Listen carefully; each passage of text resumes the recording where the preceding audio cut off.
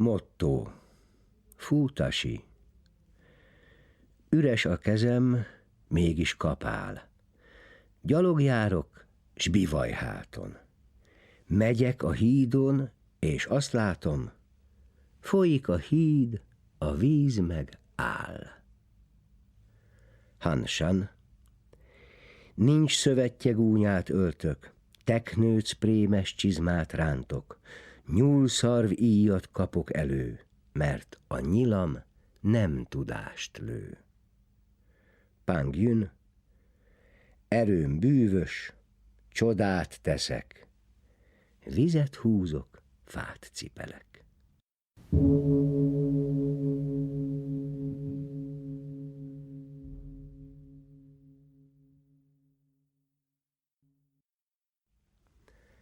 Folyik a híd. A chan buddhista anekdotakincsből válogatta és magyar nyelvre átültette Terebes Gábor. A következő mondások és történetek mind a kínai chan buddhizmus aranykorából valók, a Tang dinasztia korától a mongol hódításig, 618-tól 1279-ig. Kezdjük az első kínai pátriárka történeteivel. Bodhidharma, kínai nevén Puti Tamu, meghalt 532-ben. Wuti császár kihallgatásra rendelte Bodhidharmát. Lám, építettem számtalan templomot, másoltattam számtalan szútrát, gondoskodtam számtalan szerzetesről, hivalkodott a császár. Milyen érdemeket szereztem? Semmiet, mondta Bodhidharma. Mi szent hát? Minden üres, nem szent. Akkor ki állít előttem? Fogalmam sincs. Bodhidharma a barlang falának fordulva ült és hallgatott. Kint Hujkó a magas hóban térdelt, hiába. Végül levágta, és felmutatta egyik karját, hogy szóra bírja mesterét. Tanítványod szelleme nem ismer nyugalmat, mondta kétségbe esetten. Könyörgök, békíts meg!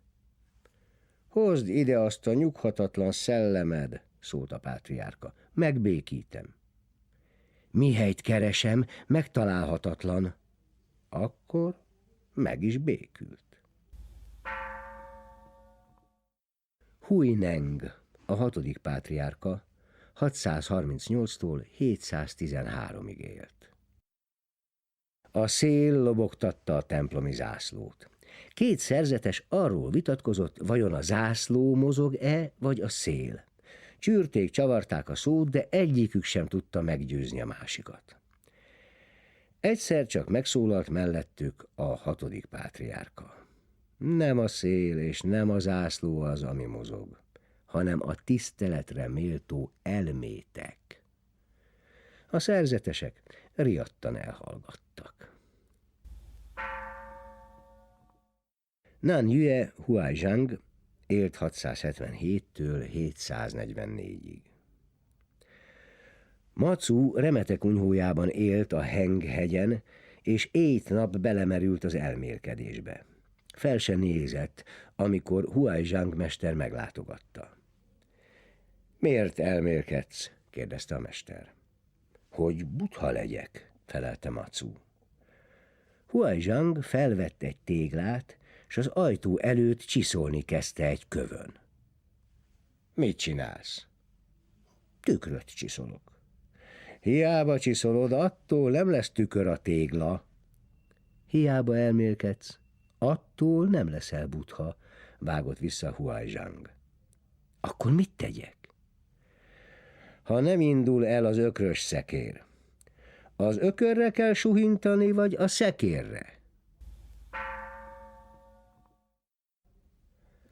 Ma Cu, vagyis Chiangxi Taoi 709-től 788-ig élt. Miért állított te azt, kérdezte egy szerzetes Macútól, hogy az értelem az a buddha, hogy a porontyok abba hagyják a sírást?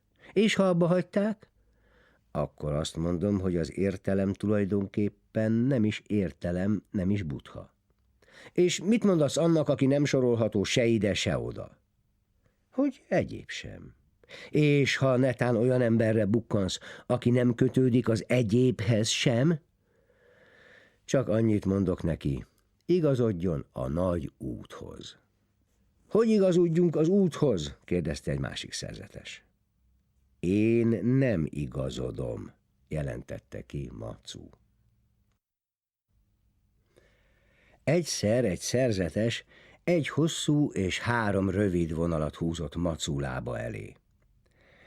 A 4 vonal közül az egyik hosszú, a másik 3 rövid, közölte a szerzetes. Mit tudsz még hozzátenni? Matsu is húzott egy vonalat a földre. Ezt mondhatod hosszúnak is, mondhatod rövidnek is, mutatott rá. Ez a válaszom. A mester az út szélén üldögélt, és a lábát nyújtóztatta. Tanítványa Yin Feng arra tolt egy kordét, és kérte szépen, hogy húzza be a lábát. Amit egyszer kinyújtok, azt vissza nem húzom, makacsolta meg magát Matsu. Ha én egyszer neki indultam, vissza nem fordulok, viszonozta Yin Feng, és kordéstúl átgázolt a mester lábán. Kisvártatva Matsu bárdal viharzott be a csarnokkapun. Jöjjön elő, aki megsebezte a lábam, zengett a hangja. Yin Feng előlépett, lehajtotta a fejét, a mester pedig letette a bárdot. Mit szólsz a vízhez? Kérdezte Pang Yün. Nincs se izma, se csontja, mégis elbír 10 000 tonnás hajókat. Itt nincs se víz, se hajó, figyelmeztette Matsu. Miféle izomról és csontról locsogsz? Honnan jöttél? Kérdezte Sitou egy most érkezett szerzetestől. Jiangxiből. Láttad a nagy Matsu mestert? Láttam. Sitou egy fatönkre mutatott. Milyen Matsu ehhez képest? A szerzetes nem felelt. Visszatért Matsu mesterhez, és elmesélte neki, mi történt. Láttad, mekkora rönk volt? Kérdezte a mester. Hatalmas, mondta a szerzetes. Na hát, ilyen bivajerős vagy? Hogy? Nem kis dolog Nanyuenből idáig cipelni egy akkora rönköt. Milyen eszmékre tanítod majd az embereket? Kérdezte Matsu Paichangtól. Paichang szó nélkül feltartotta a légycsapóját. Ez minden? Paichang földhöz vágta a légycsapót. Yen Kuan Chian 750-től 842-ig élt. Yen Kuan szólt egy szerzetesnek, hogy hozza oda az orrszarvú csont legyezőjét. Eltört, mondta a szerzetes. Akkor hozd ide az orrszarvút, mondta Yen Kuan. A szerzetes nem válaszolt.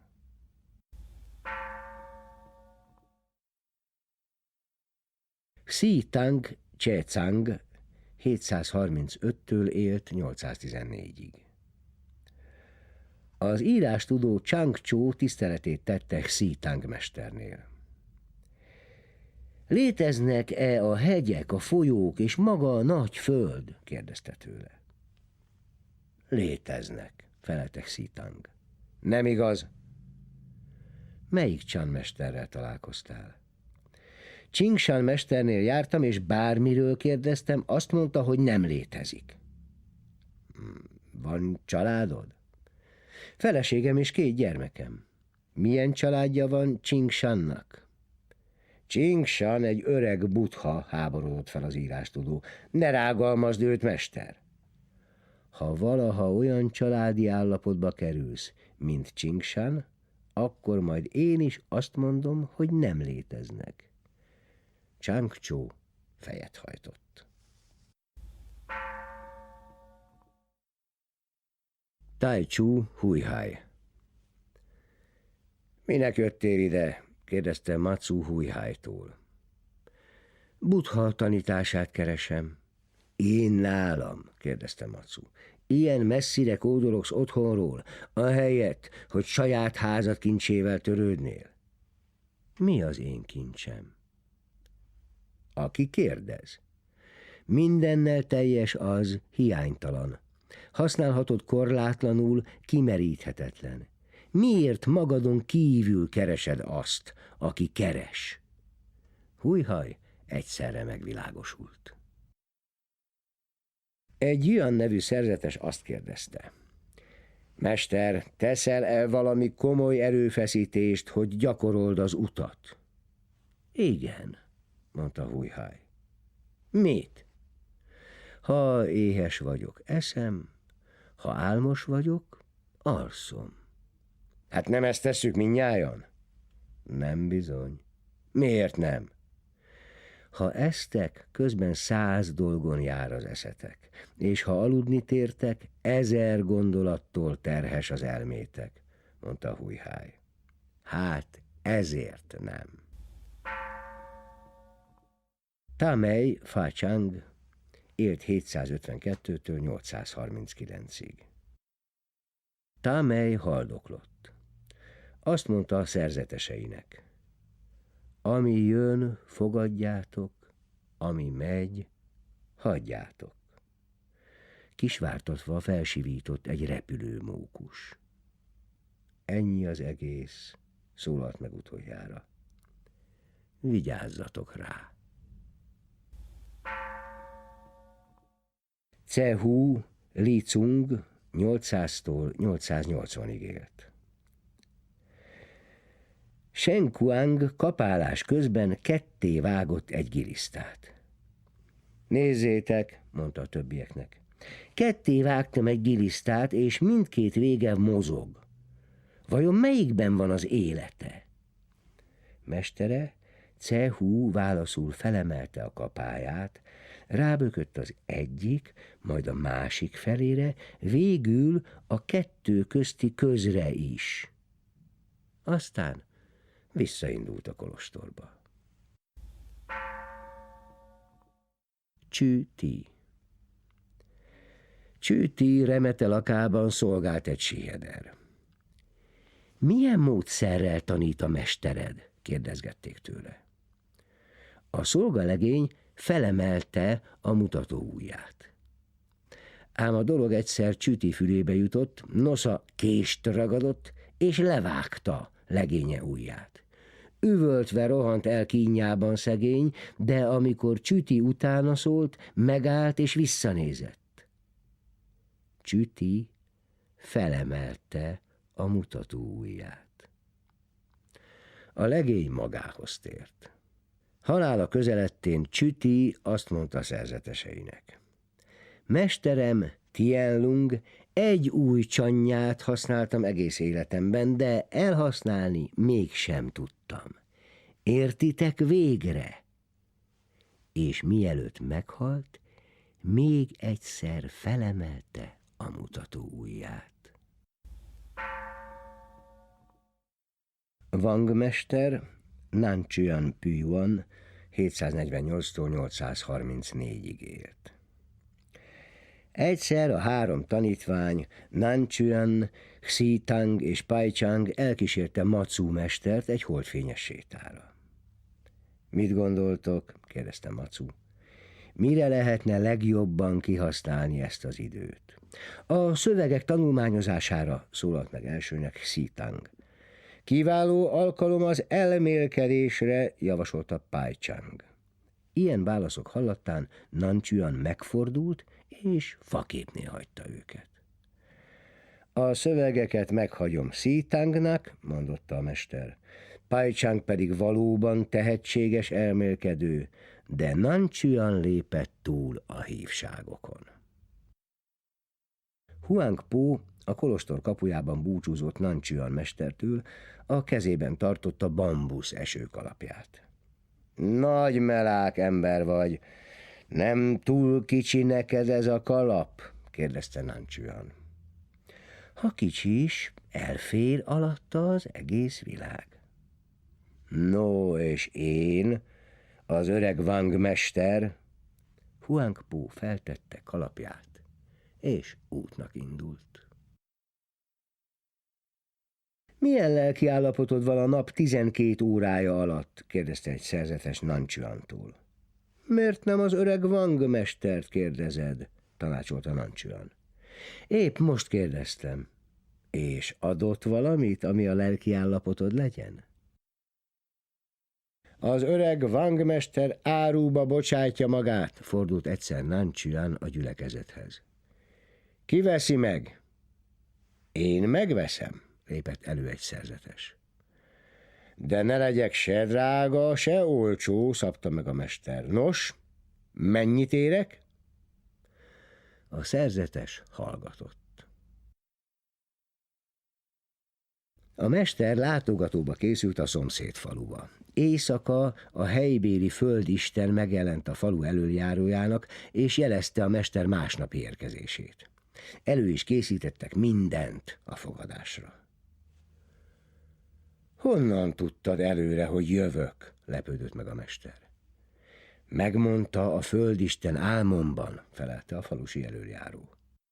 Erőtlen az öreg Wang mester minden igyekvése, ha istenek és démonok kifürkészhetik szándékait, állapította meg Nancsuan. Egy szerzetes mindjárt a mester védelmére kelt.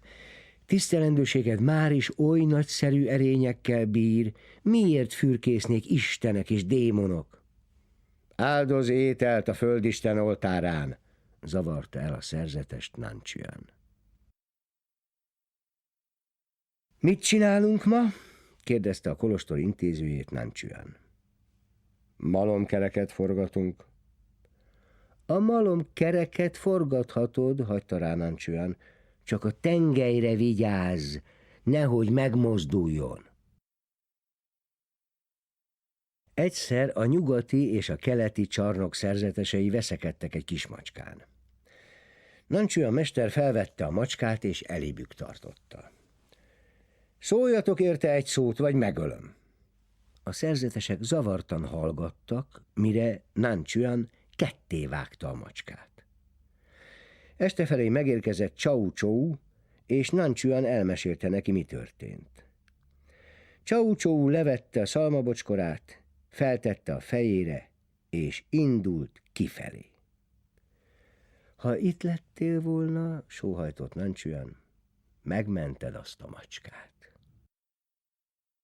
Nancsuan ruhát mosott. A mester még mindig ezt csinálja, hüledezett egy szerzetes. Miért? Mit csináljak vele? Emelte fel a ruhát Nancsuan. Egy szerzetes a csészéjét mosogatta. Nancsuan mellé lépett, és váratlanul kitépte a kezéből. A szerzetes megütközve állt ott, üres kézzel. Most a csésze az én kezemben van, szögezte le Nancsuan. Mit érsz vele, ha méltatlankodsz?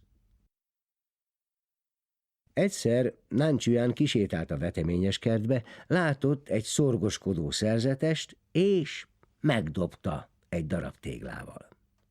Amint a szerzetes hátranézett, a mester felemelte az egyik lábát. A szerzetes nem szólt semmit, de követte a mestert a csarnokba. Az imént megdobtál egy darab téglával, kezdte a kérdezősködést. Ez valami intelem volt? No, és a lábemelés? Kérdezte a mester. Egyszer Nancsuan füvet sarlózott a mezőn. Arra járt egy vándor szerzetes, és azt kérdezte tőle, melyik út vezet a Nancsuan kolostorba. Nancsuan fölegyenesedett, és oda tartotta sarlóját a szerzetes orra alá. 30 pénzt fizettem érte, mondta. De én a Nancsuanba vezető útról kérdeztelek. Bizony jól vág, mondta Nancsuan. Nancsuan remete lakába betévedt egy szerzetes. Felmegyek a hegyre dolgozni, mondta Nancsuan. Főzd csak meg az ebédet, egyél, aztán hozd fel a részem. A szerzetes megebédelt, széttört, zúzott mindent a remetelakban, és lefeküdt aludni. Nanchuan megelégelte a várakozást, és hazaindult. Amikor meglátta az alvó szerzetest, szó nélkül leheveredett az ágy túloldalára, és ő maga is elaludt. A szerzetes felkelt, és otthagyta. Nanchuan évek múltán is emlékezett az esetre. Azelőtt egy remetelakban éltem, mesélte tanítványainak, és egyszer meglátogatott egy agyafúrt szerzetes. Színét se láttam többé.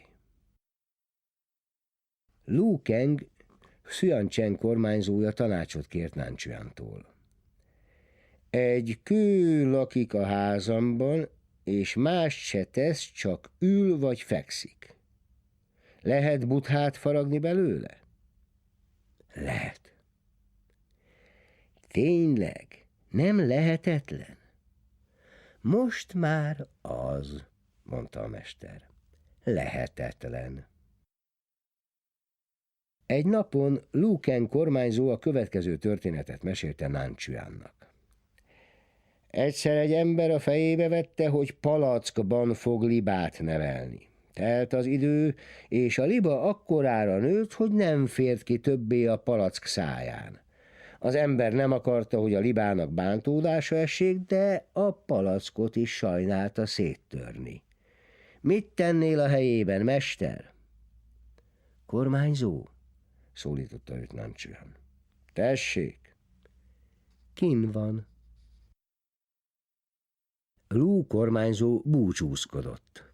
Hazakészült Hsüan-chengi hivatalába. Kormányzó, állította meg Nanchuan, hogyan kormányzod a népet, ha visszatérsz a székvárosba? Bölcsességgel. Ha ez igaz, sóhajtott a mester, megkeserüli a nép. Hol van az orjukunk, mielőtt megszületünk? Kérdezte egy szerzetes. Hol van az orjukunk, mi után megszülettünk? Kérdezett vissza Nanchuan. Maku meglátogatta Changqinget. 3-szor körbejárta a székén ülő mestert, egyszer figyelmeztetőn megcsörgette karikás koldusbotját, aztán megállt előtte, és kihúzta magát. Igazad van, mondta Changqing. Maku meglátogatta Nanchuant.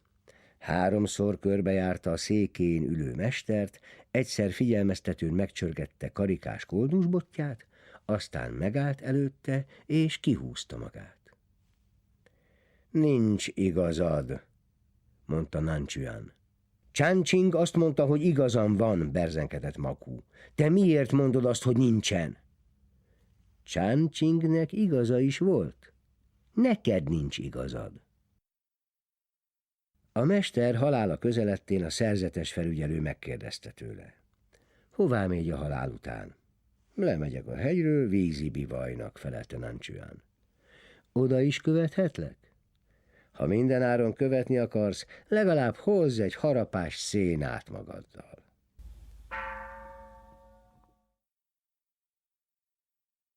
Cao Chou Cungshen 778-tól 897-ig élt.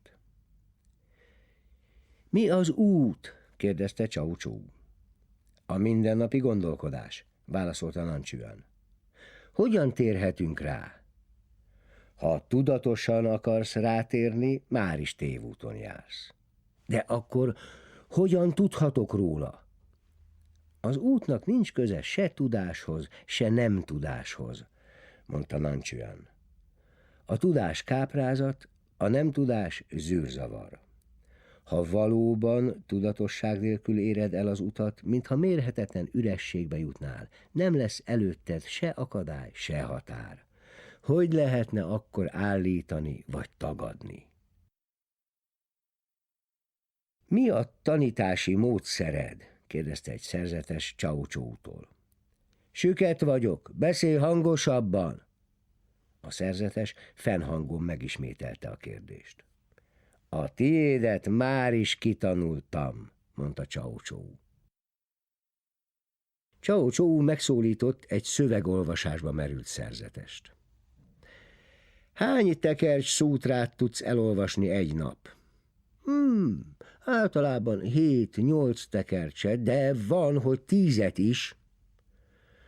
Akkor fogalmat sincs a szútraolvasásról. Miért? Te hány tekercset tudsz elolvasni? Kérdezte a szerzetes. Én csak egy szót olvasok naponta, felelte Csau-Csou. Egy szerzetes a Csanról kérdezősködött Csau-Csóutól. Ma nem felelek, mondta a mester. Olyan borús az idő. Mi az egyetlen szó?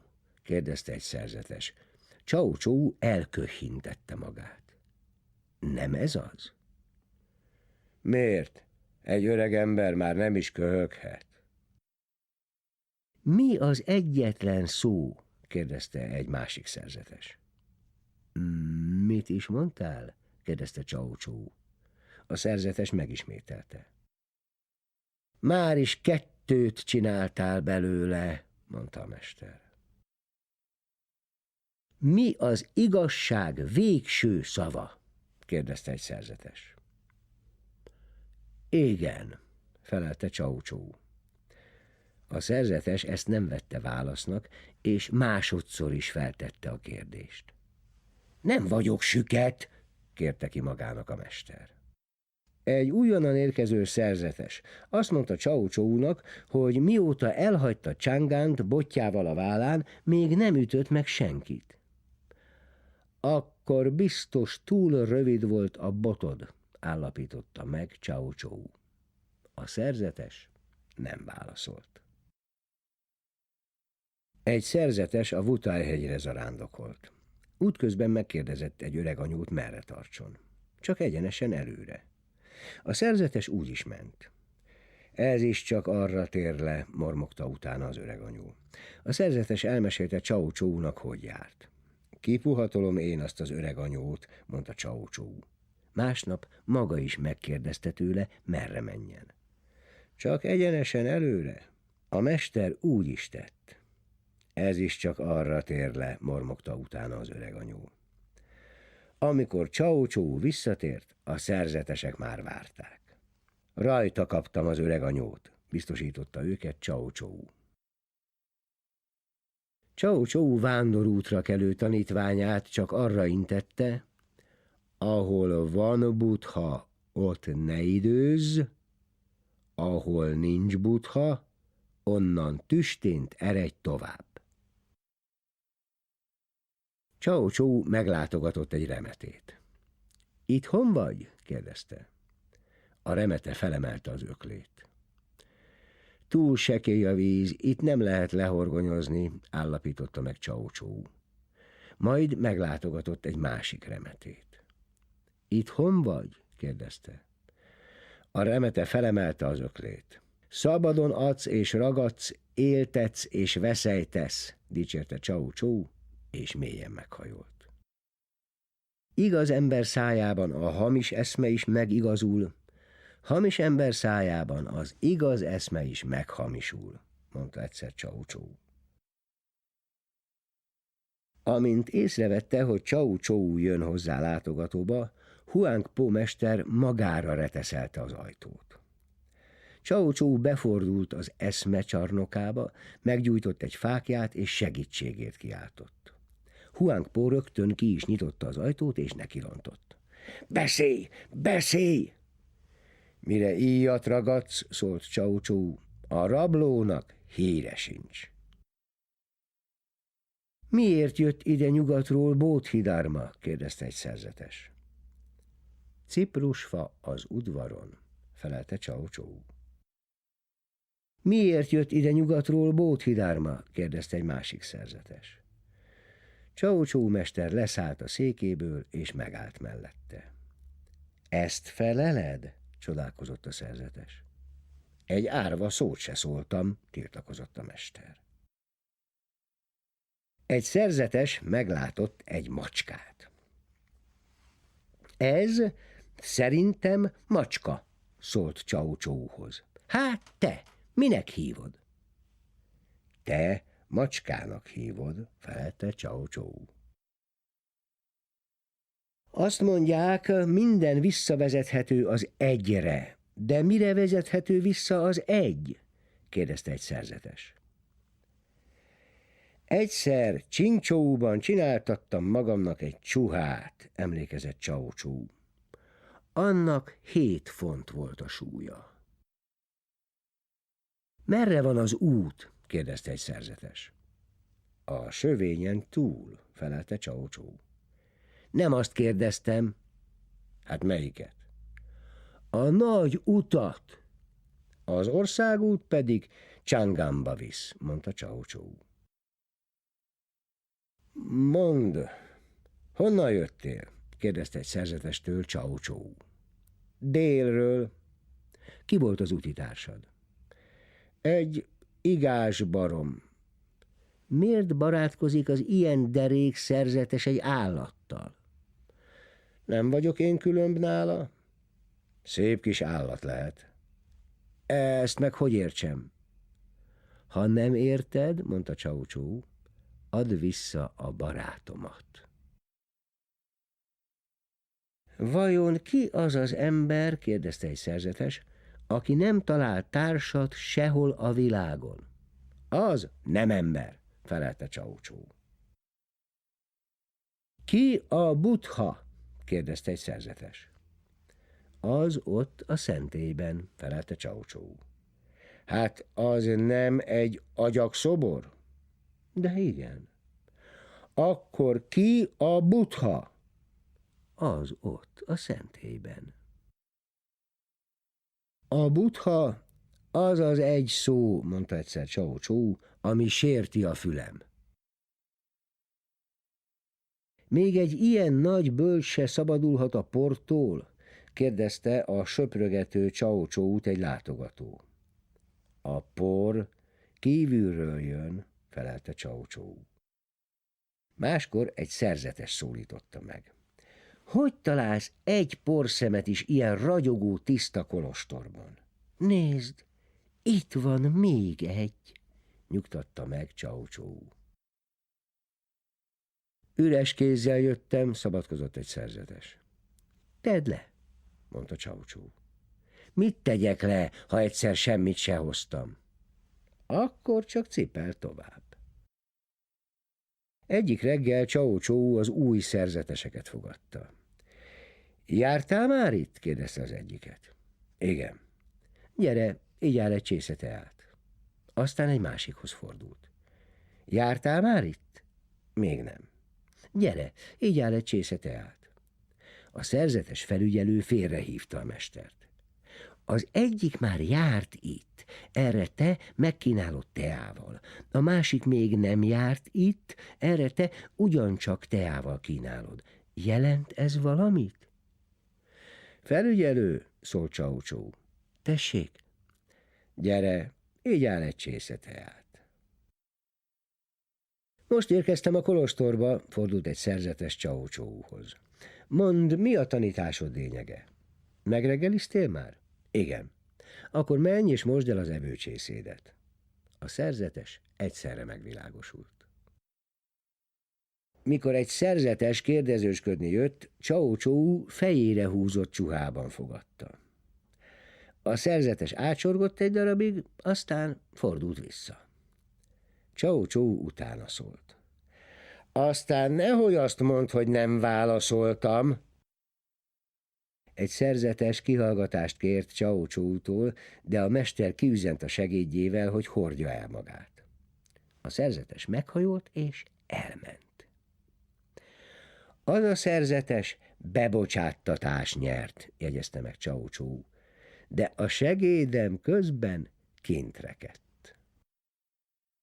Egy nyári nap Csau Csóu és tanítványa Wen Yuan azon vetélkedett, melyikük tud mélyebbre alászkodni. Abban egyeztek meg, hogy aki alul marad, az nyer egy süteményt. Én szamár vagyok, kezdte Csau Csóu. Én a szamár fara, folytatta Wen Yuan. Én a szamár ganéja. Én meg kukac a ganéjában. Mit csinálsz ott? Nyaralok. Nyertél, adta fel Csau Csú, és kérte a süteményt. Egyszer Csenting kormányzója érkezett látogatóba fiával, de a mester fel sem állt a székéből. Megkérdezte ő kegyelmességét, hogy érti-e. Nem értem, mondta a kormányzó. Zsenge korom óta csak böjtölök, és annyira belerokkant a testem, magyarázta Csau Csú, még ahhoz sincs erőm, hogy vendégeim tiszteletére leszálljak a buddha székből. A kormányzó ezután még jobban becsülte Csau Csút. Másnap üdvözletet is küldött tábornokával, akit Csau Csú előzékenyen felállva köszöntött. A mester segédjét furdalta a kíváncsiság. A kormányzó fogadásakor tegnap el sem mozdultál a székedről, ma meg leszállsz a tábornok a kedvéért? Úgy se értette ezt, mondta Csau Csú. Ha elsőrangú a vendég, ülve kell maradni, ha másodrangú, le kell szállni, és a harmadrangú vendég elé a templom kapun is ki kell menni. Egyszer egy szerzetes megkérdezte Csau Csút. Van-e a kutyának buddha természete? Nincs, felelte Csau Csú. Minden lénynek van buddha természete, a buddháktól a hangyákig, folytatta a kérdező. Miért épp a kutyának nincs? Mert válogatós. Szüe Feng mesterhez készülök, mondta Csau Csú egyik tanítványa. Mit mondhatok neki? Télen mondj hideget, nyáron mondj meleget, tanácsolta Csau Csú. Egy szerzetes a csan legfontosabb alapelvét tudakolta, de Csau Csú mester kimentette magát. Pisálni kell mennem, mondta. Látod, még egy ilyen kis dolgot is magam intézek el. Csau Csú elcsúszott a behavazott gyalogúton. Segítség! Segítség! Kiáltozta. Egy szerzetes oda sietett, és lefeküdt mellé a hóba. Csau Csú feltápászkodott, és ment tovább. Csau Csú ellátogatott egyszer Pao Sou mesterhez, aki úgy fogadta, hogy hátat fordított neki magas székén. Csau Csú leterítette a rongyszőnyegét a földre, és arcra borult. Pao Sou erre leszállt a székéből, de közben Csau Csú már sarkon fordult. A mester tüzet csiholt, és közben odaszólt egy szerzetesnek. Ezt én fénynek nevezem. Hát te? A szerzetes nem szólt semmit. Ha nem fogod fel a csan értelmét, jegyezte meg Csau Csú, fölösleges csöndben maradnod. Egy apáca a titkos tanításról faggatódzott Csau Csúnál. A mester megérintette az apáca szemérmét. Tisztelendőséged még mindig ilyen? Szörnyűködött az apáca. Nem én vagyok ilyen, hanem te, állapította meg a mester. Pai Chang Huai 720-tól élt 814-ig. Alig, hogy sétára indultak mester és tanítványa, vadludak szálltak el a fejük felett. Mik ezek? kérdezte Macu. Vadludak, nézett föl Pai Chang. Hová mennek? Már elrepültek. Macu megragadta, és úgy megcsavarta Pai Chang orrát, hogy tanítványa felüvöltött kínjában. Azt mondtad, elrepültek? Harsogott Macu. Pai Chang feleszmélt. Pai Chang küldött egy szerzetest Chang Chinhez, de előbb alaposan kioktatta. Amikor a mester belép a csarnokba, hogy a tanról beszéljen, terítsd le a rongyszőnyegedet, borulj le előtte, aztán kelj fel, és vedd le az egyik bocskorodat, porold le a csuhád ujjával, majd kösd vissza a lábadra, de a bocskor talpával felfelé. A szerzetes úgy is tett. Az én hibám, mondta Chang Ching. Egy nap Pai Chang megkérte Kui Shant, nézze meg a tüzet.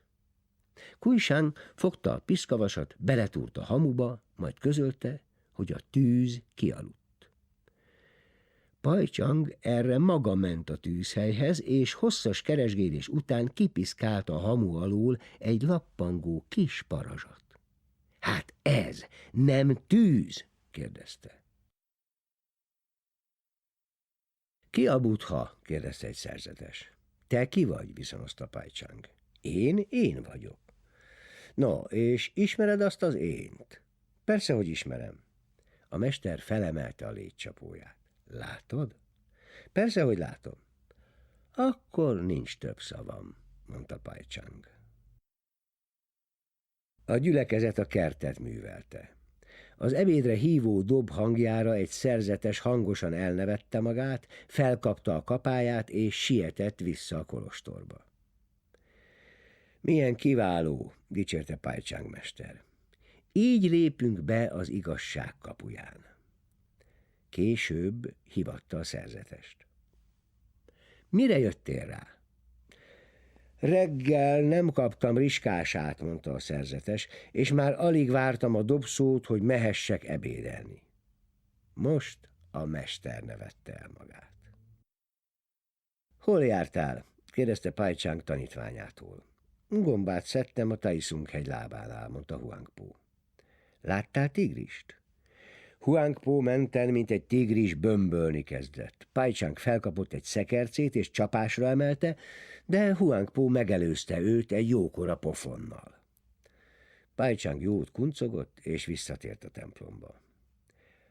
A Taiszung-hegy lábánál tigris settenkedik, szólt a gyülekezethez. Őrizkedjetek tőle, engem épp most mart meg. Huangpo Xi-jün 850-ig élt. A Tiantai hegyen jártában Huangpo találkozott egy szerzetessel, aki úgy csevegett és tréfálkozott vele, mint régi barátok közt szokás. A szeme ragyogott és mélyre látott. Huangpo ráállt, hogy együtt vándoroljanak tovább. Történt, hogy útjukat állta egy megáradt hegyi patak. Huangpo levette bambuszkalapját, leszúrta botját, és tanya után nézett. Ám a szerzetes egyre csak unszolta, hogy keljenek át a vízen. Menj csak, ha akarsz, mondta végül Huangpo. A szerzetes felfogta csuhája szegélyét, és úgy kelt át a víz színén, mint a földön járna.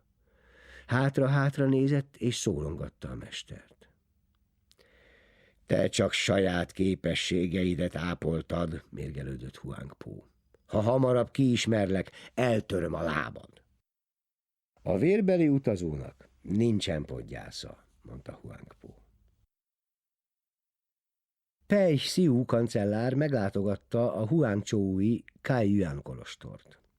A falon képeket látott, és megkérdezte az apától. Milyen képek ezek? Jeles szerzetesek képmásai.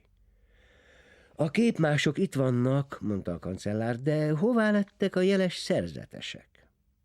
Az apát nem felelt. Vannak itt csánmesterek? Kérdezte a kancellár. Van egy, mondta az apát, és Huangpóhoz vezette. Pei Xiu visszaidézte, miről beszélgettek, és feltette ugyanazt a kérdést. Hol vannak a jeles szerzetesek? Pei Xiu, szólította a kancellárt Huangpo. Tessék, hol vagy te? Pei Xiu kancellár átnyújtotta Huangpónak a Chan buddhizmusról írt gondolatait. A mester félretette az írományt anélkül, hogy rápillantott volna. Hosszú ideig hallgatott, aztán megkérdezte Pei Xiut. Érted? Nem. Csupán az érne valamit, ha ebből is értenéd. Ha kifejezhető lenne tussal és papírral, mire jó egy olyan iskola, mint a miénk? Mu Chou, Tao Cung, bocskoros Csen, 780-tól élt 877-ig. Ráérő idejében Mu Chou mester gyékény bocskort fonogatott, és suttyomban kirakott egy-egy párat az országút szélére. Teltek múltak az évek, míg egyszer rajta kapták, és azontúl bocskoros csendnek csúfolták. Honnan jöttél? kérdezett Mu Chou egy szerzetest. Liyuangból. Mit mond a Chan mester Liyuangban? Mehetsz bárhová, útra úgyse találsz. Tényleg ezt mondta? Ezt. A mester kapta a botját, és fejbe kólintotta a szerzetest. Csak a szavakra emlékszel, jegyezte meg. Néha napján, ha a prédikáló szerzetes látogatott a kolostorba, Mu Chou mester megszólította. Tisztelendő úr! Amikor a szerzetes válaszolt a hívásra, azt mondta. Nem látsz a gerendától, amit a válladon cipelsz. Nem kérem, hogy az újjal tagad meg a régit, mondta egy szerzetes, de hogy fogadod el az újat, ha nem veted el a régit? Tegnap padlizsánt vetettem, ma meg tököt, mondta Mu Chou. Mu Chounak panaszkodott egy szerzetes. Minden nap öltözni, vetkezni és enni kell. Hogy szabaduljunk meg ettől a sok nyűgtől? Egyszerűen csak öltözünk, vetkezünk és eszünk, közölte Mu Chou. Nem értem. Ha nem érted, akkor bizony minden nap öltöznöd, vetkezned és enned kell. Kuishan Lingyu 771-től 853-ig élt. A 100 napos nyári elvonulás után Yangshan tiszteletét tette Kuishannál. Nem láttalak itt egész nyáron, mondta Kuishan. Mit műveltél? Műveltem egy darab földet, és betakarítottam egy kosárkörest. Akkor nem telt hiába a nyarad. És te, mester, mit műveltél? kérdezte Yangshan. Ettem minden nap, és aludtam minden éjjel. Akkor a te nyarad se telt hiába. Kuishan mester a tárnokért küldött. Mihelyt megjelent, azt mondta neki. A tárnokot hivattam, nem téged. A tárnok nem tudta, mit mondjon. Kuishan legközelebb a felvigyázóért küldött. Mihelyt megérkezett, azt mondta neki. A felvigyázót kérettem, nem téged. A felvigyázó nem tudta, mit mondjon. Kuishan elmélkedésbe merülten találta a hegyen Yangshant. Hátba verte a botjával, de Yangshan nem fordult meg. Ugye tudsz valamit mondani? kérdezte tőle. Ha tudnék is, nem kölcsönöznék mástól szavakat. Tanultál valamit, mondta Kuishan. Egész nap a Chanról beszélgettünk, mondta Kuishan. Mi jött ki belőle? Yangshan húzott egy vonalat a levegőbe. Ha nem velem vagy, most becsaphatnál valakit. Yangshan Huichi 807-től élt 883-ig. Esett az eső. A szerzetes felügyelő elégedetten mondta Yangshannak. Milyen jó eső! Mi jó van benne? A felügyelő nem tudott mit válaszolni. Én válaszolok helyetted, ajánlkozott Yangshan. Nos, mi jó van benne? kérdezte a felügyelő. Yangshan az esőre mutatott. Kuishan már nyugovóra tért, amikor Yangshan beszélgetni jött hozzá. Mihelyt a mestert meglátta, a falnak fordult. Hogy tehetsz ilyet? kérdezte Yangshan. Álmodtam valamit, mondta Kuishan, és felült. Fejtsd meg! Erre Yangshan hozott egy mosdótál vizet. Kisvártatva Xiang Yen jött beszélgetni a mesterrel. Álmodtam valamit, mondta neki is Kuishan. Yangshan már megfejtette, most te következel. Erre Xiang Yen hozott egy csésze teját.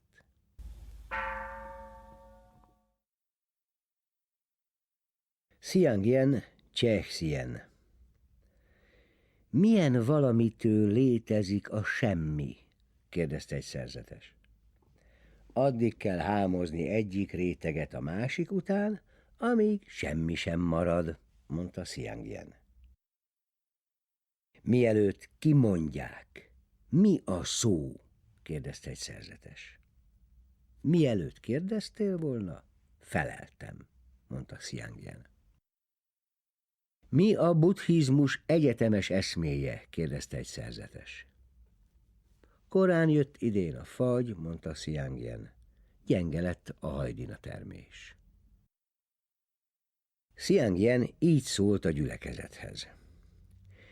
Mintha fogadnál fogova, lógnál egy fa tetejéről, kezed nem éri ágát, lábad nem éri törzsét. Arra jön valaki, és megkérdi, miért jött ide nyugatról Bodhidharma. Ha nem szólalsz meg, veszni hagysz egy embert. Ha megszólalsz, magad veszejted el. Hát most válaszolsz, vagy nem válaszolsz? Egy Csao nevű szerzetes a mester elé járult, és azt mondta. Hagyjuk békén, ha már egyszer fennlóg a fán. Inkább arról mesélj, mi van, mielőtt felmászott rá.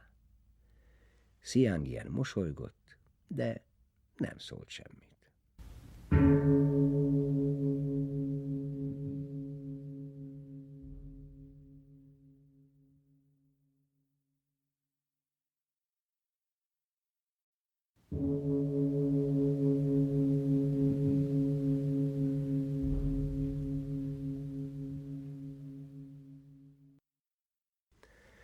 Folyik a híd.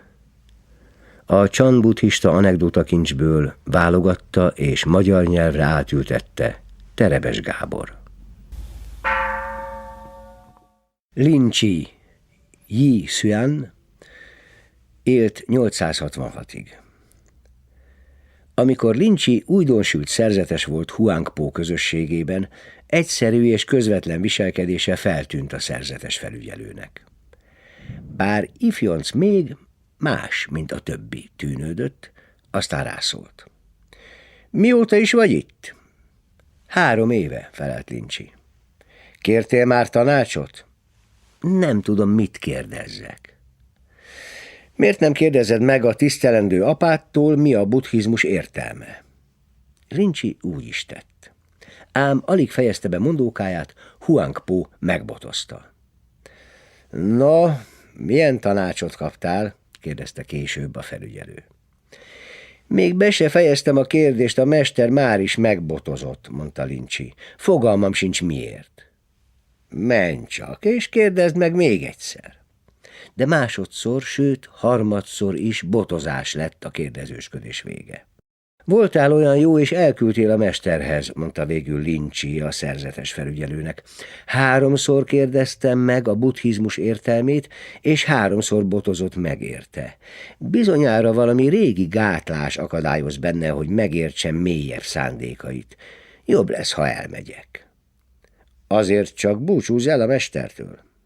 Lin-Chi bólintott. A szerzetes felügyelő előre sietett Huangpóhoz. Az a kérdezősködő fiatal szerzetes igencsak alkalmas lenne az eszme befogadására. Ha búcsúzni jön, el kéne igazítani. A jövendőnek ültetünk, talán nagy fává terebélyesedik, és majd a nemzedékek hűsölhetnek az árnyékában. Lin-Chi kisvártatva meg is jelent. Nem kell messzire menned, mondta Huangpo, csak Taiyühöz, a Kaoán járásba, megmagyaráz ő mindent. Lin-Chi el is ment hozzá. Honnan jöttél? kérdezte Taiyü. Huangpótól. Mit mond Huangpo? 3-szor kérdeztem tőle, mi a buddhizmus értelme, és 3-szor botozott megérte. De fogalmam sincs, milyen hibát követtem el. Huangpo annyit vesződött veled, mint egy jó öreg nagymama. Te mégis hozzám hurcolod a hibáidat? Lin-Chi egy csapásra megvilágosult. Végeredményben Huangpo buddhizmusa nem is nagy ügy, jelentette ki. Te ágyba húgyozó ördögfajzat, ragadta meg Lin-Csit Taiyu. Ide jössz nekem, hogy még azt se tudod, milyen hibát követtél el, most meg egyszerre Huangpo buddhizmusa sem nagy ügy. Mit forgatsz a fejedbe, mondd? Lin-Chi válaszul 3-szor oldalba vágta Taiyut. Na, neked Huangpo a mestered, engedte el Lin-Csit Taiyu. Semmi közöm hozzátok. Lin-Chi visszatért Huangpohoz. Mikor lesz már vége ennek a jövés-menésnek? Kérdezte Huangpo. Az a nagymamai jó szíved tehet róla. Lin-Chi ezzel leborult, és Huangpo szolgálatára állt. Honnan jössz? A minap Taiyuhöz voltál szíves küldeni. No, és mit mondott Taiyu? Lin-Chi elmesélte, mi történt. Kedvem lenne elkapni azt a szerzetet és jól kiosztani. Mire vársz? Oszd ki azonnal, és pofon vágta Huangpót. Megőrültél? A tigris bajuszát ráncigálod? Lin-Chi elordította magát. Segéd, szólt Huangpo. Kísérd ezt az őrültet a szerzetesek csarnokába. A kolostor apraja nagyja kapával a vállán bandukolt a veteményesbe. Lin-Chi utolsó volt a sorban. Huangpo hátra pillantott, és látta, hogy üres a keze. Hol a kapád? kérdezte. Elvitte valaki, mondta Lin-Chi. Gyere csak ide, tisztázzuk a dolgot. Mikor a mester közelebb ért, Huangpo feltartotta a kapáját, mint egy zászlót. Senki a világon el nem veszi tőlem. Erre Lin-Chi megkaparintotta, és maga tartotta fel. Akkor hogy került az én kezembe? kérdezte.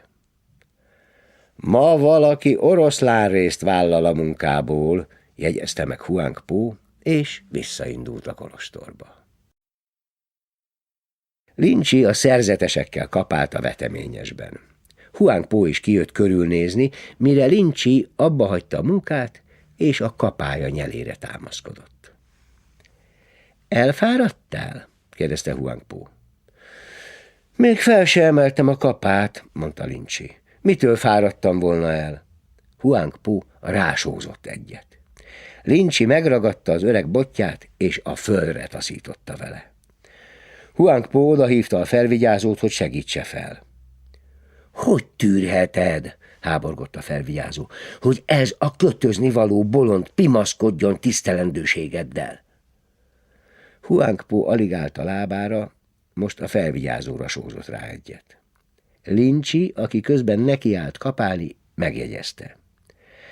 Másút hamvasztják a holtakat, én itt egy csapással elevenen elhantollak benneteket. Lin-Chi így szólt a szerzetesekhez. Figyeljetek ide!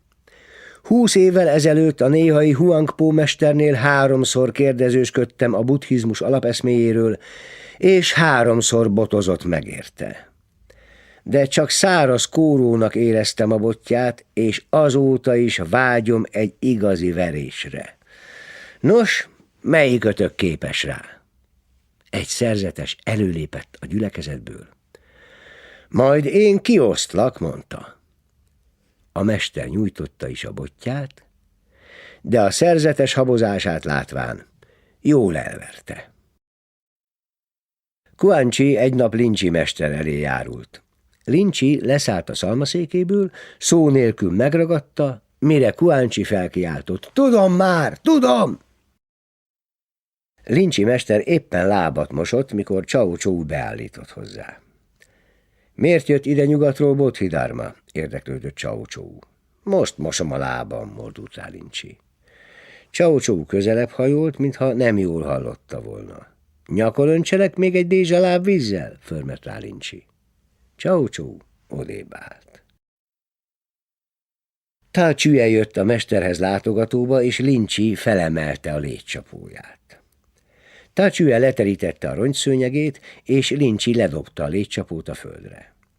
Ta Csüe felszedte a rongyszőnyegét, Aztán bement a szerzetesek csarnokába. Ez a szerzetes valami közeli hozzátartozója lehet a mesternek, súgtak össze a szerzetesek. Köszönteni se köszöntötte, mégis megúszta a verést. Mikor a mester fülébe jutott a szóbeszéd, előhívta Tacsüét. A szerzetesek azt állítják, hogy nem a rangidősnek kijáró tisztelettel köszöntöttél. Elég furcsa, mondta Tacsüe, és visszament a szerzetesek közé. Jött egy szerzetes. Lincsi mester felemelte a légycsapóját. A szerzetes leborult, a mester rácsapott. Ismét jött egy szerzetes. A mester felemelte a légycsapóját. A szerzetes nem tudta, mit évő legyen. A mester rácsapott.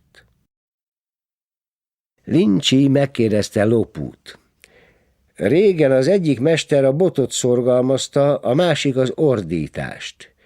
Ki volt közelebb az igazsághoz? Egyik sem. Akkor mi van közel hozzá? Lopú elordította magát, a mester pedig megbotozta. Lincsi megkérdezett egy szerzetest. Néha olyan az ordítás, mint a Menykő király drága kardja, néha olyan, mint a földre lapuló aranyszőrű oroszlán, néha olyan, mint a halcsali fűcsomó árnyéka, néha olyan, mintha nem is ordítás lenne. Honnan tudod, hogy melyiket kell használni? A szerzetes tétovázott, a mester elordította magát. Húsvér testetekben lakozik egy cím és rang nélküli igaz ember, és kibe jár az érzékek nyílásain, szólt Lincsi a csarnokba gyűlt szerzetesekhez. Aki még nem ismerte fel, próbálja meg végre. Egy szerzetes előre furakodott, és azt kérdezte. Ki az a cím és rang nélküli igaz ember? Lincsi leszállt a székéből, és vállon ragadta. Beszélj! Beszélj! A szerzetes próbált valamit mondani, de a mester ellökte magától. Egy rakás szar ez a cím és rang nélküli igaz ember, mondta, és visszatért a szobájába. Wang kormányzó meglátogatta a mestert. Amikor elsétáltak a szerzetesek csarnoka előtt, megkérdezte. Hát a szútrákat tanulmányozzák-e a szerzetesek? Azt ugyan nem, felelte Lincsi. Tán az elmélkedést gyakorolják? Azt sem. Akkor mivel foglalkoznak? Azzal, hogy buddhák és pátriárkák legyenek. Hiába drága az aranypor, a szemben csak gyulladást okoz, mondta a kormányzó. És én még közönséges embernek hittelek, kiáltott fel Lincsi. Egy Ting nevű szerzetes jött Lincsi mesterhez, és megkérdezte tőle, mi a buddhizmus lényege. A mester leszállt a székéből, pofon vágta és hátra taszította. Mihelyt Ting visszanyerte az egyensúlyát, mint aki lecövekelt, meg se bírt mozdulni. Mit állsz ott, Ting? Szólt mellette egy szerzetes. Borulj le a mester előtt. Ahogy Ting hajolni készült, hirtelen világosság gyúlt az agyában. Ting szerzetes. Egyszer Csencsóban történt, hogy Ting egy hústalan lakomáról jövet, megpihent egy hídon. Ott találkozott 3 prédikátor szerzetessel. Egyikük megszólította. Mit jelent az? Ahol a Csan folyója mély, le kell merülnöd a legaljára. Ting megragadta a kérdezőt, és már majdnem lehajította a hídról, ám de a másik 2 prédikátor kétségbe esetten a segítségére sietett. Megállj, kérlelték. Ha bántott is, testvér, könyörülj rajta. Ha meg nem akadályozzátok, mondta Ting, lemerülhetett volna a legaljára. Wu Zu Fayen. Wu Zu Fayen így szólt tanítványaihoz. Ha megkérdik tőlem, hogyan lehet elsajátítani a csant, azt mondom, mint a betörés tudományát. A betörő fia egy nap aggodalmaskodni kezd, ideje lenne kitanulni öreg apja mesterségét, mert ma-holnap betevő rizs nélkül maradhatnak. Az öreg rá is áll, és egy éjszaka elviszi magával. Áttörik egy udvarház kerítését, behatolnak az egyik szobába, ahol a betörő bíztatja a fiát, másszon be a ruhásládába, és adogassa ki, amit talál benne. Alig, hogy bebújik, az apja hirtelen rázárja a láda fedelét. Aztán, mint ki jól végezte dolgát, kisétál az udvarra, égtelen lármát csap, majd kisurran a kitört kerítésen. A háziak izgatottan szaladgálnak égő gyertyával a kezükben, de úgy látják, hogy a betörők már elszereltek. A fiú ez alatt apját kárhoztatja a láda mélyén. Hirtelen támad egy mentő ötlete. Patkányrákcsálást utánoz. Utasítják is a szolgálólányt, nézzen utána. Végre kireteszeli a láda tetejét, a fiú kiugrik, elfújja a gyertya lángját, félrelöki a lányt és elmenekül. Persze, rohannak utána. Az út mentén észrevesz egy kutat, talál mellette egy nagy követ és beleveti. A csobbanásra az üldözők a kút köré gyűlnek és találgatják, oda veszett-e a betörőjük.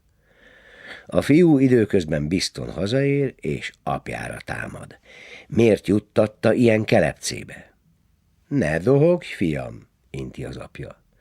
Csak azt mondd el, hogy sikerült elmenekülnöd. Amikor a fiú elmeséli viszontagságait, az öreg felkiált. Látod, megtanultad te a mesterséget.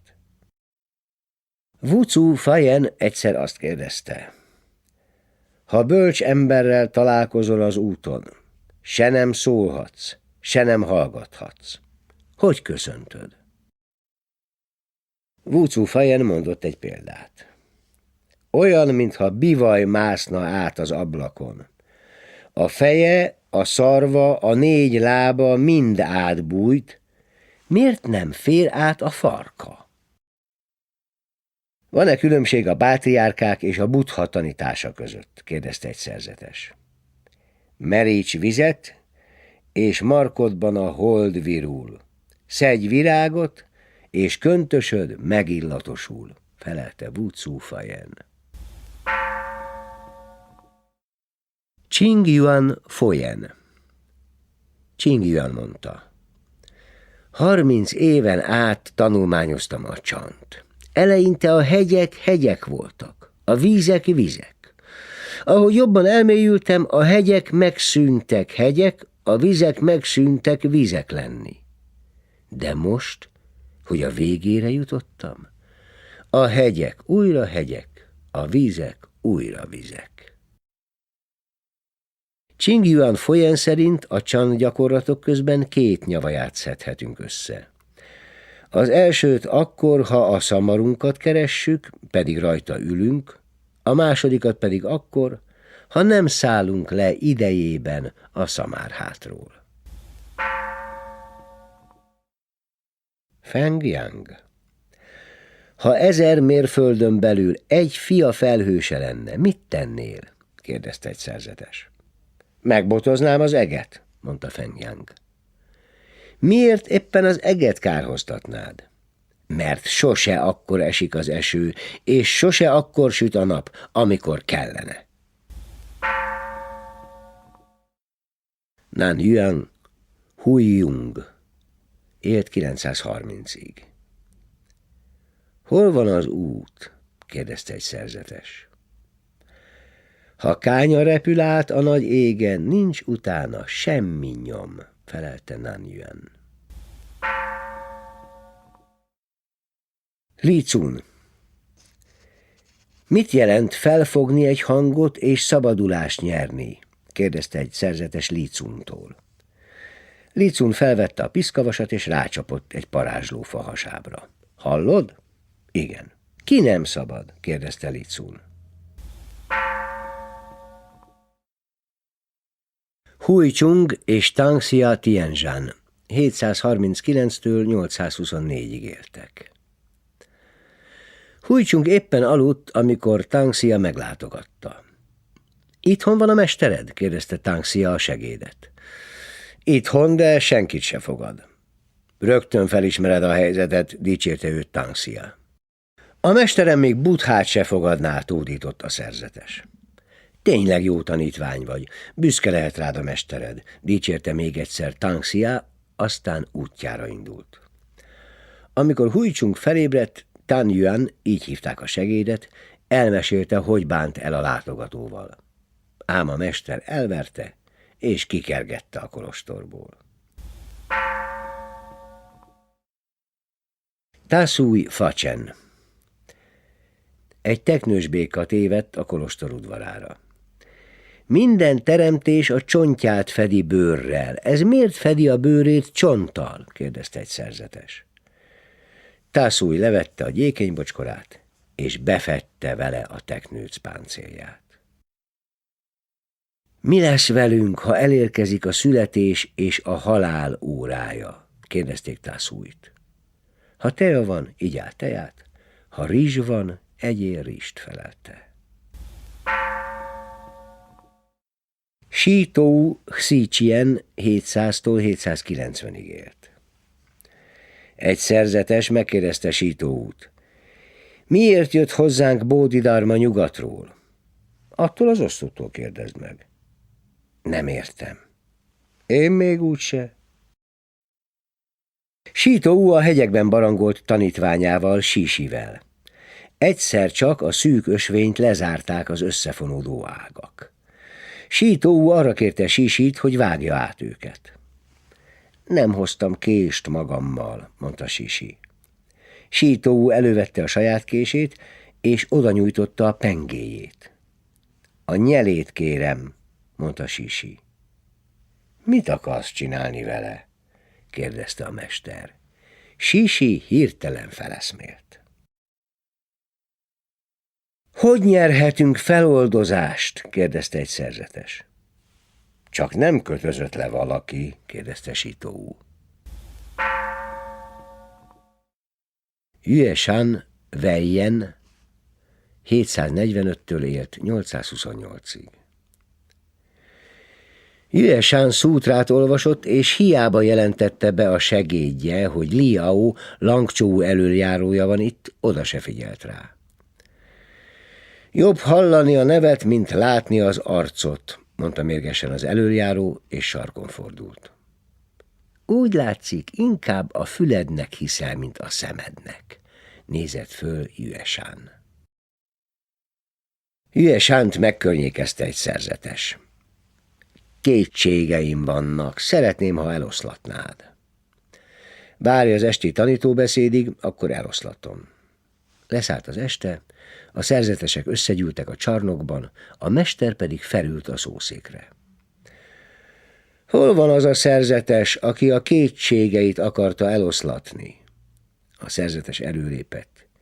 Yue Shan leszállt a székéből, és vállon ragadta. Ezt nézzétek meg!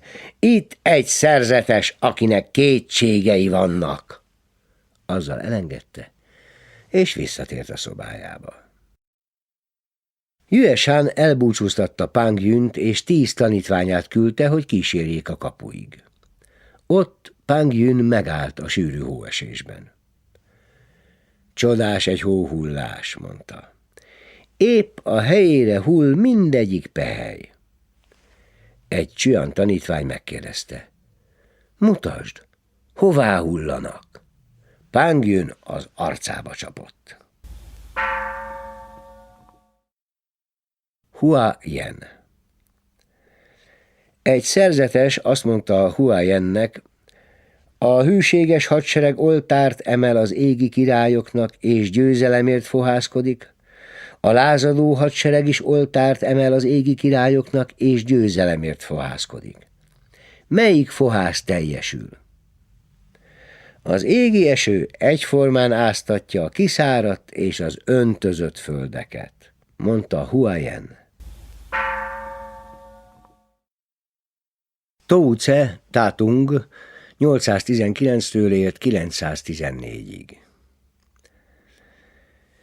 Messziről jöttem, hogy láthassalak, mondta egy szerzetes Tóce mesternek. Kérlek, veszteges rám egy szót. Megöregedtem, mondta Tóce. Ma is fáj a hátam. Mi a Buddha? Kérdezték Tócét. A Buddha, felelte. Mi az út? Az út. Mi az eszme? Az eszme.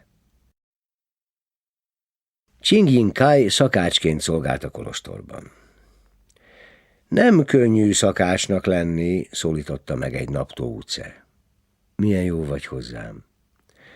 Az a dolgod, hogy nyákot és rist főzzél. Hát az egyik segítő megmossa a rist és megrakja a tüzet, a másik pedig megfőzi a nyákot és a rist. És te mit csinálsz? Jóságot folytán semmi dolgom sincs, csak lebzselek egész nap. Tung Shan Liang Chie 807-től élt 869-ig. Qian Shan elmélkedésbe merülten ült. Tung Shan mester éppen arra járt. Hogy megy? kérdezte. Hát így, felelte Qian Shan. Ki hallja meg az élettelen tárgyak tanítását? kérdezte Tung Shan.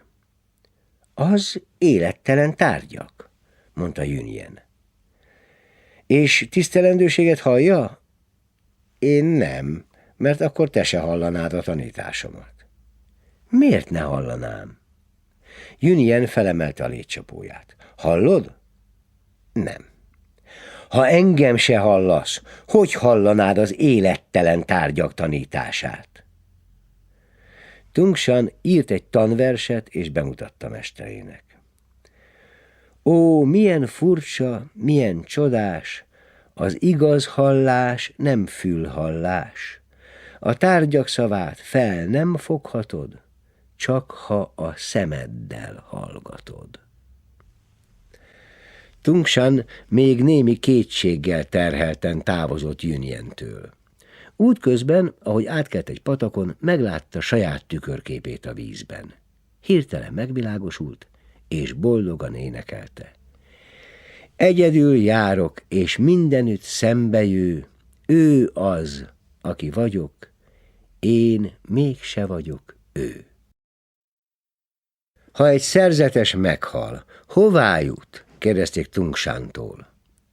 Hamu alól is kihajt a fű, felelte.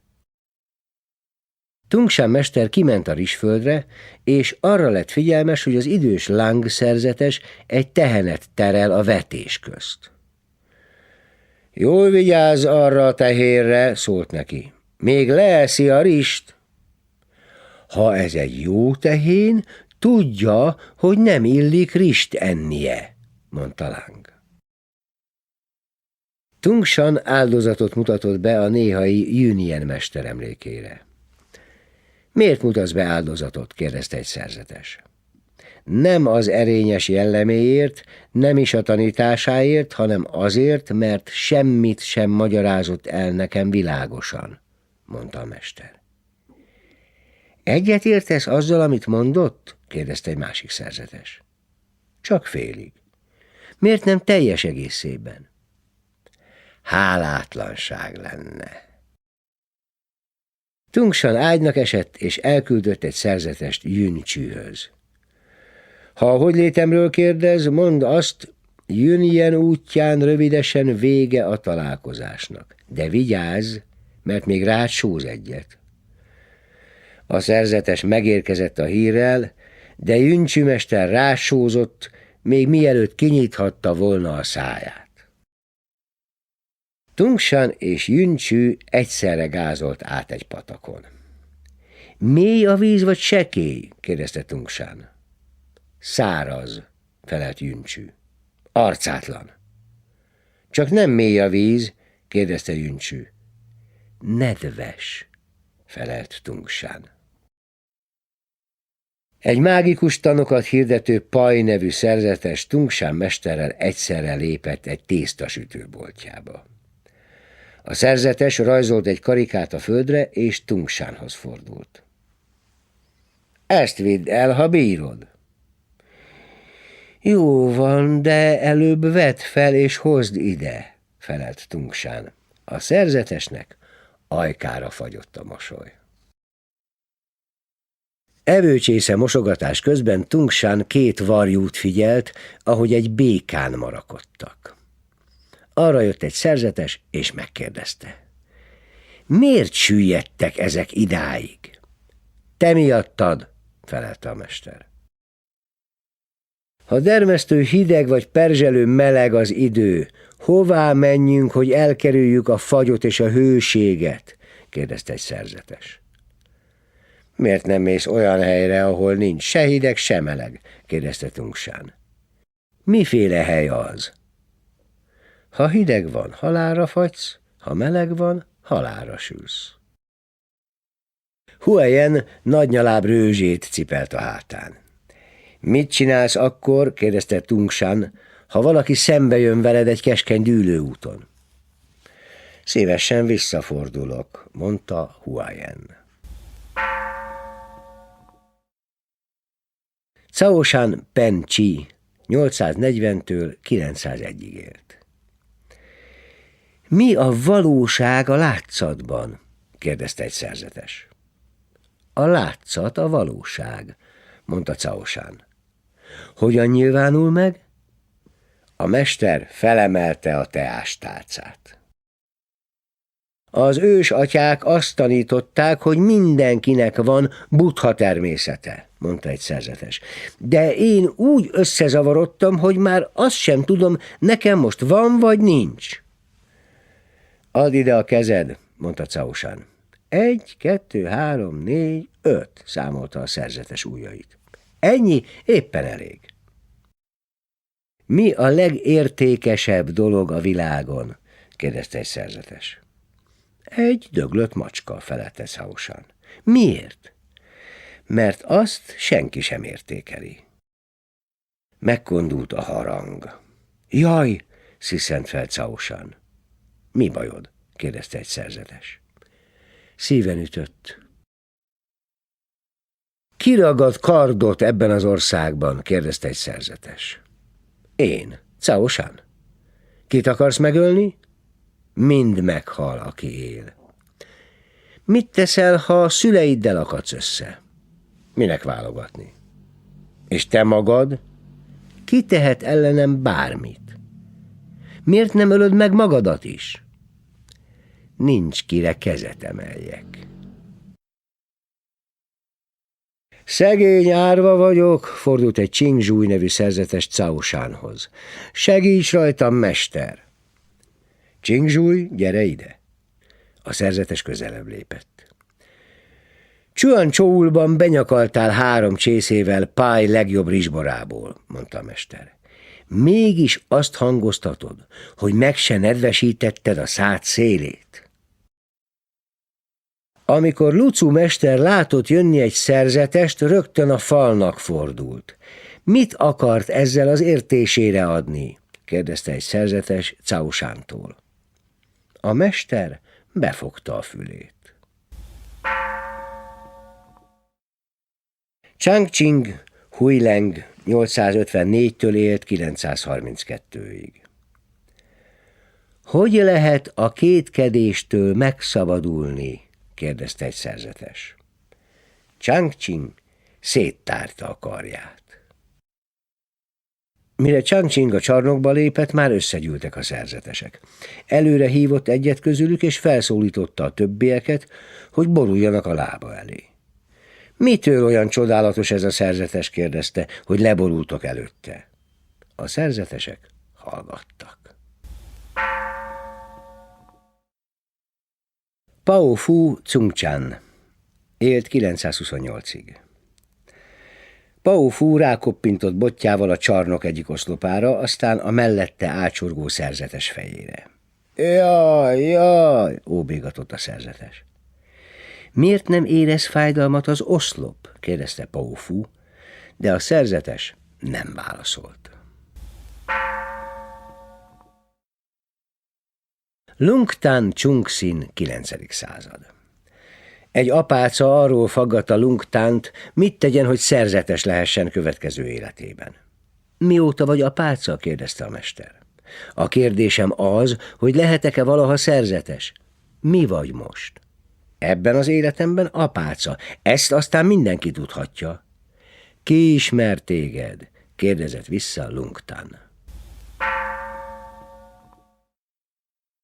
Tu Shang Xuanqian 780-tól élt 865-ig. Késő éjszaka van már, zárta le a vitát Lung Tan Tu Shannal. Ideje, hogy visszavonulj a szállásodra.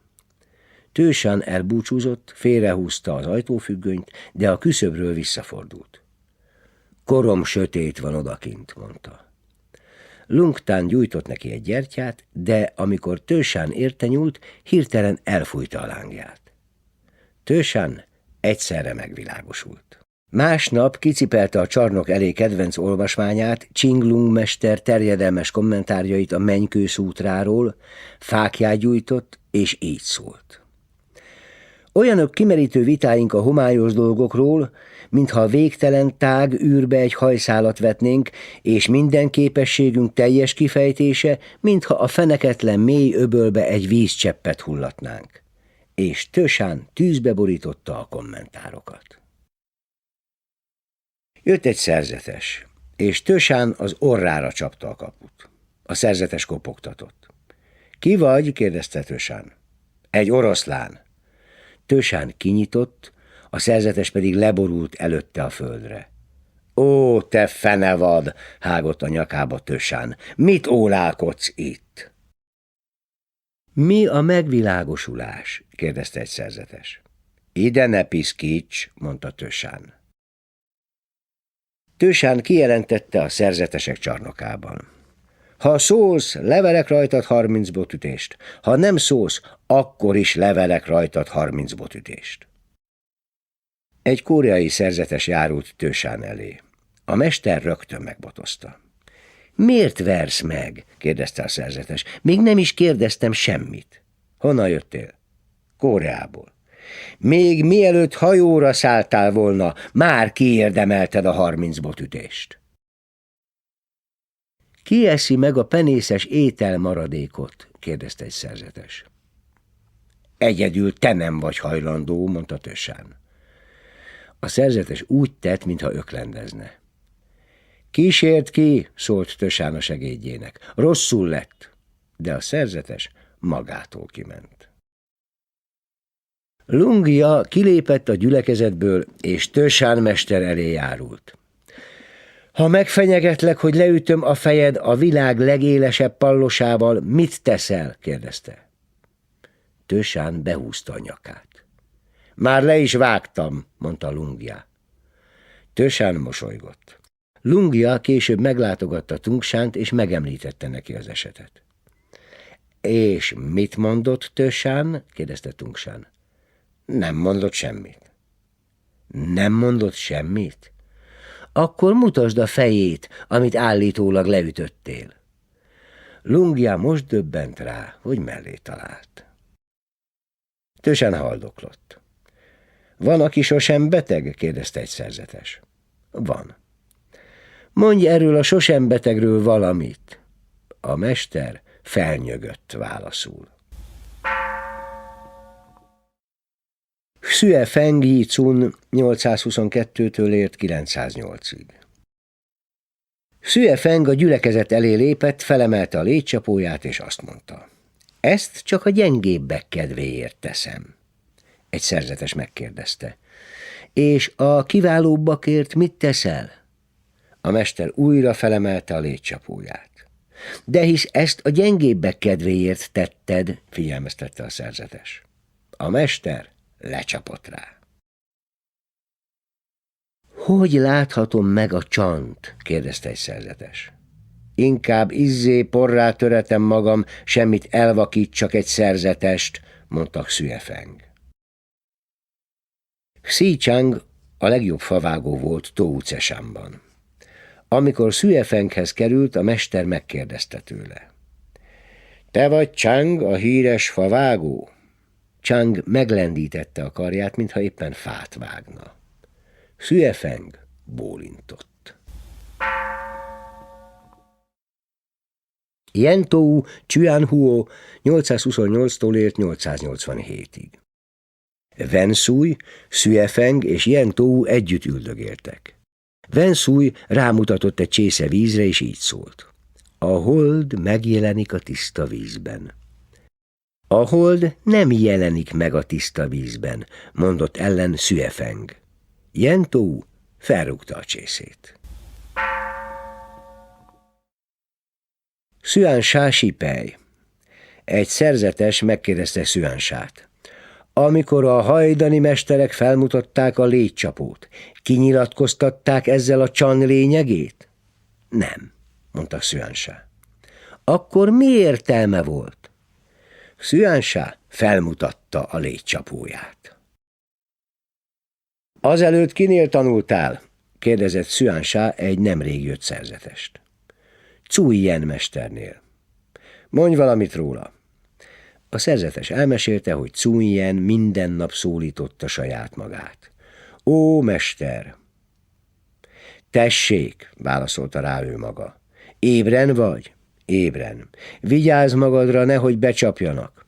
Jó, tette hozzá, vigyázok. És miért nem maradtál tovább nála? Kérdezte Szüan-sá. A mester eltávozott, mondta a szerzetes. Most, ha szólítanád, ó mester, ahogy magát szokta szólongatni, válaszolná-e valaki? A szerzetes nem válaszolt. Szüan-sá már felült a szószékére. Míg a gyülekezet csendben várta, hogy megkezdje tanítóbeszédét, az udvarról behallatszott egy fecske csivitelése. Milyen fenkölten példálózik a valóságról, szólalt meg Szüan-sá. Milyen világosan értelmezi az eszmét. Azzal leszállt a szószékéről, és visszavonult. Mivel kezdjem a csan tanulmányozását? Kérdezte egy szerzetes Szüan-sától. Hallod a patak csobogást? Hallom. Akkor kezd azzal. Szüefeng kint dolgozott a mezőn tanítványaival. Észrevett egy kígyót, és felkapta a botjával. Ide nézzetek! Kiáltott oda a szerzeteseknek, hadd lássák, amint ketté vágja késével.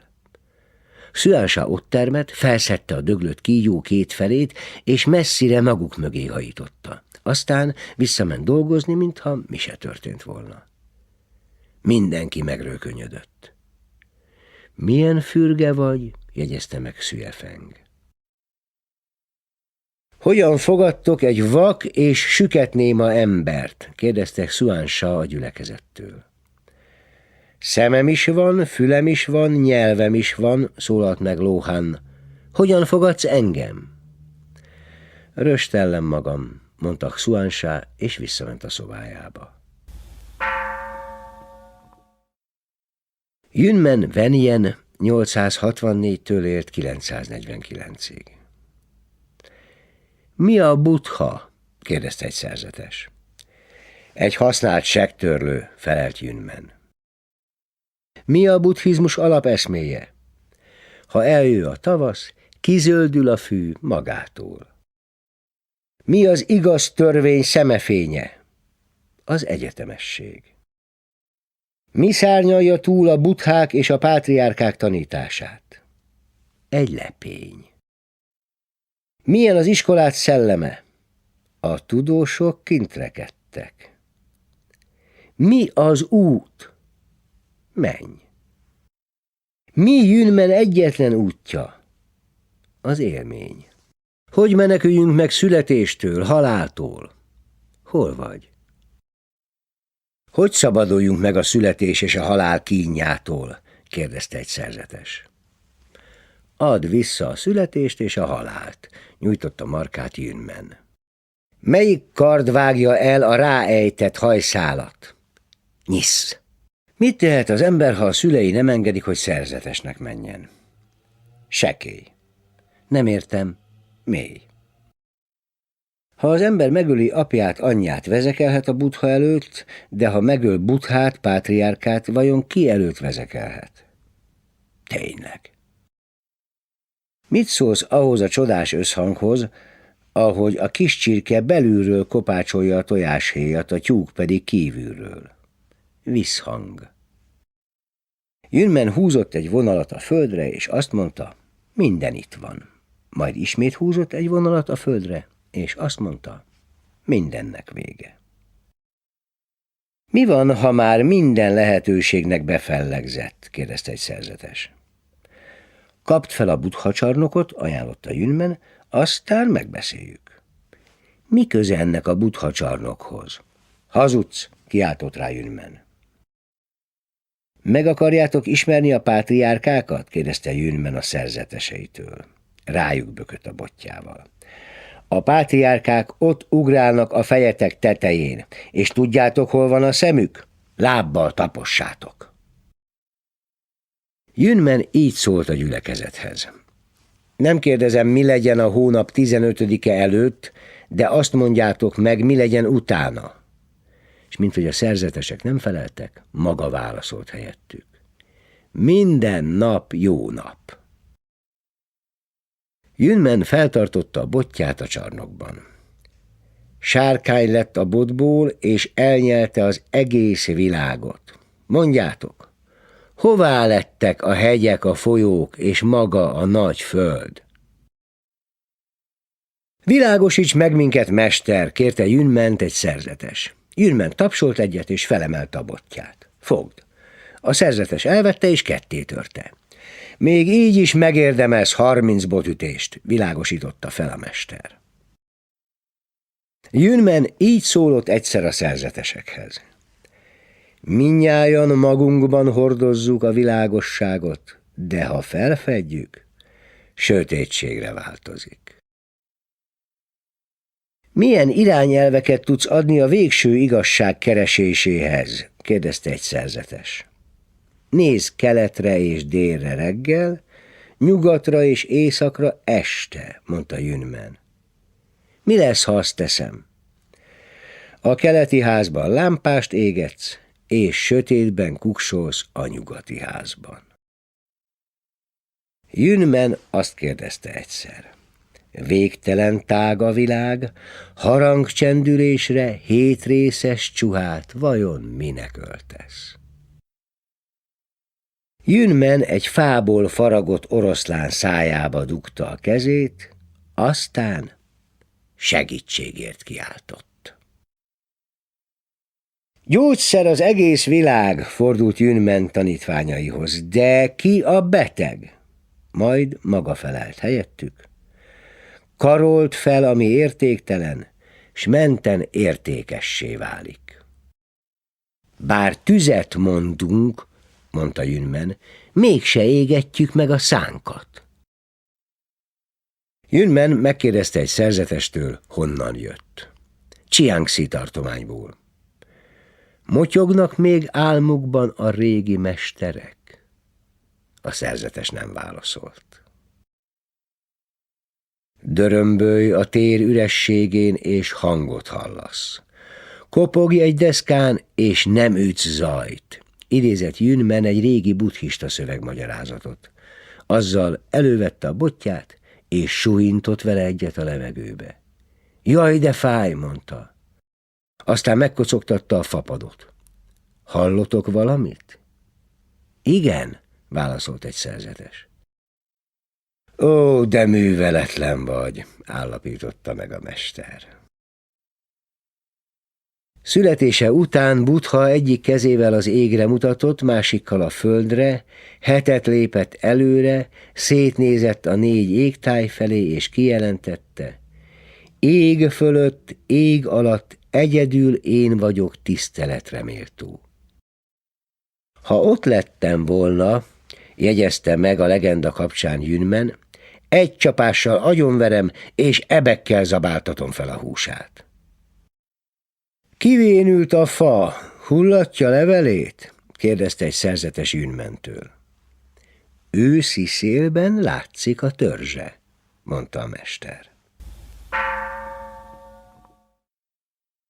Páling. Mi a különbség a Chan pátriárkák és Buddha tanítása között? Kérdezte egy szerzetes. A tyúkok, ha fáznak, felülnek a fára, a kacsák, ha fáznak, lebuknak a vízbe, felelte Paling. Tung Shan Shouchu 910-től élt 990-ig. Hogy fordulhat elő, hogy a szekér megáll, de az ökör megy tovább? Kérdezte egy apáca. Mire való a hajcsár? Kérdezte Tung Shan Shouchu. Mielőtt létezett volna a tudat, hol voltak a tárgyak? Ha szélcsendben rezegnek a lótuszlevelek, biztos hal úszkál mellettük, mondta Tung Shan. Milyen kötelességei vannak egy Chan szerzetesnek? Ha a Csú-hegy sötét felhőkbe borul, vihar közeledik, mondta Tung Shan Shouchu. Mikor szűnik meg minden oksági viszony? A cserépkorsóban ücsörgő kőember jujubával töltött süteményt árul, mondta Tung Shan Shouchu.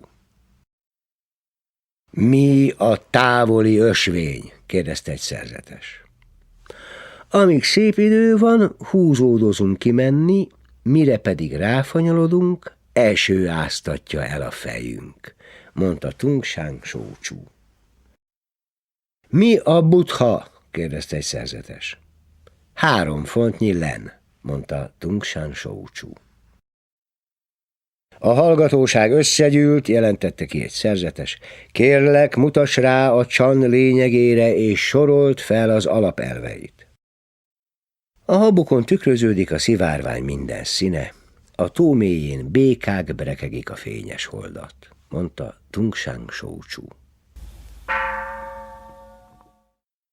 Lohan. Lohan látott egy közeledő szerzetest, és felemelte a légycsapóját. A szerzetes leborult előtte. Minek hajbókolsz? Kérdezte Lohan. Hálából. Lohan rácsapott. Ha látod, hogy emelem a légycsapót, rögtön leborulsz, de miért nem hálálkodsz akkor, ha a szobát vagy a kertet söpröm? Fayen Wenyi 855-től 958-ig élt. Fayen a Pajang-tó felé vette útját néhány szerzetes társával. Vihar tört ki, és a hatalmas felhőszakadástól kiáradtak a folyók, elöntötték a környező földeket. Fayen a Ticang kolostorban keresett menedéket, és ha már ott volt, bekopogtatott Lohan mester ajtaján. Hová mész innen? Kérdezte tőle Lohan. Csak megyek tovább. Minek? Nem tudom. A nem tudás férkőzhet legközelebb az igazsághoz, bólintott a mester. Fayen hirtelen megvilágosult. Egyik nap pirkadatkor Fayen a bambusz redőnyre mutatott. Mindjárt 2 szerzetes sietett oda, hogy felgöngyölje. Az egyik nyert, a másik vesztett, mondta Fayen. Azt tartja a szólás, hogy a 100 éve sötét szobát egyetlen lámpás is világossá varázsolja. Milyen az a lámpás? Mi köze ennek a 100 évhez? Kérdezte Fayen. Mi az örökké valóság? Kérdezte egy szerzetes. Ez a pillanat, mondta Fayen. Nem a holdra mutató újról kérdezlek, hanem a holdról, mondta egy szerzetes. Mi az a holdra mutató új, amiről nem kérdezel? Kérdezett vissza Fayen. Nem a holdról kérdezlek, hanem a holdra mutató újról, mondta egy másik szerzetes. A hold, felelte Fayen. Én az újról kérdeztelek, miért válaszoltál a holddal? Mert az újról kérdeztél. Fayen megkérdezte egy szerzetestől, honnan jött. A Pauen kolostorból. A többi szerzetes mind jól érzi ott magát? Igen. Menj, rád fér egy csésze tea. Egy szerzetes a mester elé járult és leborult. Milyen jó kérdés, dicsérte meg Fayen, de mielőtt a szerzetes megszólalhatott volna, hozzátette. Sajnos az apát ma nem hívja egybe a gyülekezetet, így nem válaszol a kérdésekre sem. Egy öreg szerzetes a szív írásjegyét festette viskója ajtajára, ablakpapírjára és falára. Fajen mást javasolt. Az ajtóra az ajtó, az ablakra az ablak, a falra a fal írásjegyét kellett volna írnia. Szüencsője azt mondta, az ajtó, az ablak és a fal írásjegy nélkül is feleli önmagát. Lóce. Egy városi sikátorban Lóce szerzetesnek kibomlott a bocskorfűzője. Éppen egy mulató előtt hajolt le, hogy megkösse. Az emeletről énekszó szürem lett ki. Ha elment az eszed, vesszen az enyém is. Ahogy a szerzetes meghallotta, íziben megvilágosult. Pan Shan.